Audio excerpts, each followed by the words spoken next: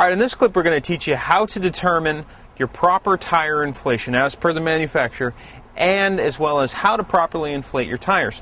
First and foremost, to determine what your proper tire inflation pressure is determined by your manufacturer, you're going to want to open your driver's door, and on most vehicles you're going to find a small sticker on the inside of the driver's door panel that tells you exactly what your tire pressure should be front and rear. Once you know that, go to your local gas station or your local service garage. Most places that will have compressed air like this. Just pull the air chuck out, secure it to the ground so it doesn't run away from you. Take the valve stem cap away, and you're going to want to get a good idea about how much air pressure you're going to put in. So get yourself a decent tire pressure gauge. Check the tire pressure first. See it's a couple pounds low. You're going to want to add some air.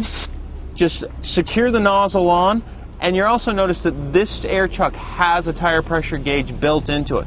Not all of them are super accurate, which is why it's a good idea to have your own tire pressure gauge you can trust as well. Just push down the handle, and you're going to be adding air every time you push down the handle. So push down the handle, and when you release it, you're going to notice that this gauge is going to get longer and longer, indicating more and more pressure being built in the tire. Once you think that that's built right to the pressure you're going to want it at, let go and just double check it with your own tire pressure gauge again.